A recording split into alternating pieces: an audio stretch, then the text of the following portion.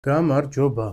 მოკლედ, ბევრი ვიფიქრე, თუ ცოტა ვიფიქრე, მივედი იქამდე, რომ short form-ის ვიდეოებიდან გრძელ ვიდეოებზეც გადავიდე, რომ უფრო მეტი საინტერესო ამბავი მოვყვე დანებზე და მათ გარშემო. სტიმული მომცა იმან, რომ ხედავ როგორი ინტერესი გამოიწვია ჩემმა ვიდეოებმა short-ებად. მადლობა ყველა მაყურებელს, მადლობა ყველა followers და აწი უფრო და უფრო მგონია, რომ საინტერესოდ შეიძლება განვავრცოთ ეს თემა. დღეს რაზეც მინდა ვისაუბროთ, არის ფიქსირებული დანები. დანის მოყვარულის ცხოვრებაში ყოველთვის დგება რაღაც ეტაპზე მომენტი, როცა უნდა რომ გადავიდეს საკეცი დანებიდან ფიქსირებულ დანებზე. და ნიშნავს იმას, რომ იწყებს უკვე ფიქსს, რომელი დანა რისთვის გამოადგება, სად წაიღებს, რაში გამოიყენებს და ასე შემდეგ. ეხლა კი ვისაუბროთ ყველაზე basic, ყველაზე საწყის მომენტებზე, რაც შეეხება ფიქსირებული დანის არჩევას. და ეს არის ფიქსირებული დანის ტიპები. პირველი ეს არის full tang. Full tang ნიშნავს იმას, რომ დანის პირი და ტარი არის ერთი მთლიანი ნაჭერი. აი აქაც კადრშიც ჩანს როგორ გრძელდება წვერიდან ბოლომდე და იხევა უკან. მოკლედ, საქმე იმაშია, რომ ასეთი ტიპის დანას უბრალოდ ეს ხის პანელებით არად გვერდებიდან აქვს დამაგრებული და მთლიანობაში ერთ სრულ სხეულს წარმოადგენს. ასეთი დანა ძალიან გამოსადეგია ლაშქრობაში, იმიტომ რომ უძლებს უფრო დიდ დატვირთვას, რადგანაც ტარის მოტეხვის დაზიანების შანსი ბევრად ნაკლებია.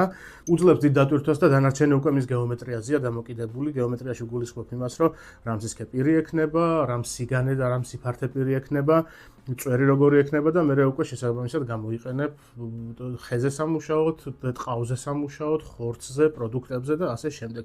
თუმცა ძირითადი განმასხვავებელი ნიშანი ამ დანარჩენებისგან ამ დანას აქვს ის, რომ არის full tang, როგორც თქვით და ეს არის ერთი სხეული, რომელსაც აქვს ხის პანელები ტარად. მეორე არის ეგრეთ წოდებული hidden tang, რაც ნიშნავს იმას, რომ დანის გაგრძელება არის ასეთი წვრილი ჯოხი, რომელზეც არაფერი არ არის და უბრალოდ ეს ტარი არის წამოცმული.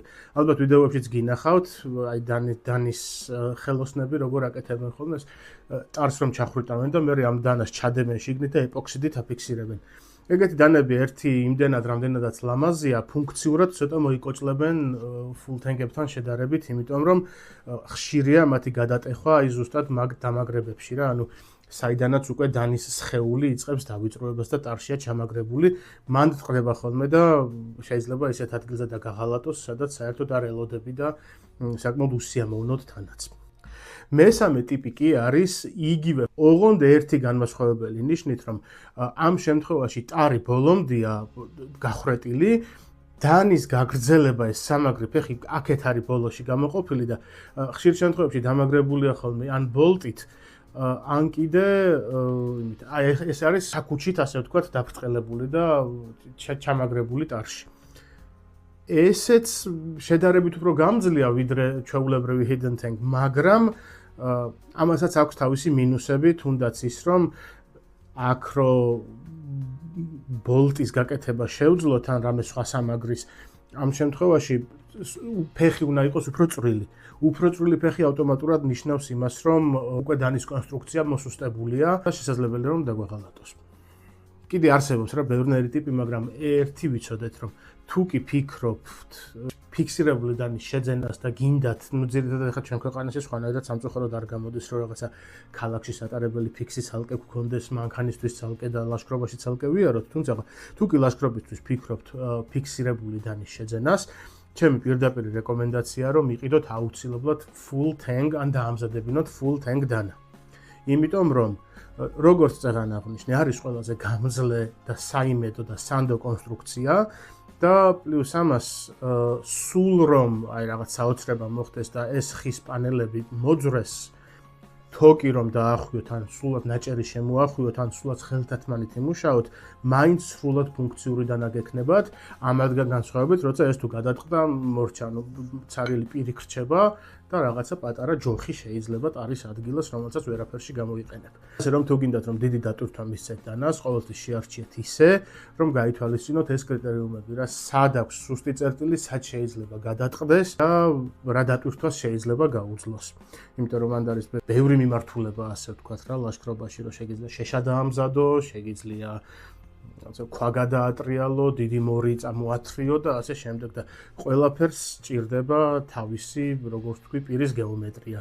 რამსის ქია პირი, რა დახრა აქვს, რა დაშვება აქვს და რაზეა. მაგალითად, ეს კი არის ფულთანგი, მაგრამ რამდენჯერაც მქონია ლაშქრობაში, მაგალითად, ხეზე ამას თითქმის არ ვმუშავი. ეს არის ძირითადად ხორცის დასამუშავებლად, რაღაცა წვრილი ტოტების ჩასათლელად, რომ ცეცხლი დაანთო. მაგრამ გონია რომ თავისივე სისქის და ფოლადის მახასიათებლების გათვალისწინებით ტოტების მოჭრას და რაღაცებს ვერ გაუძლებს.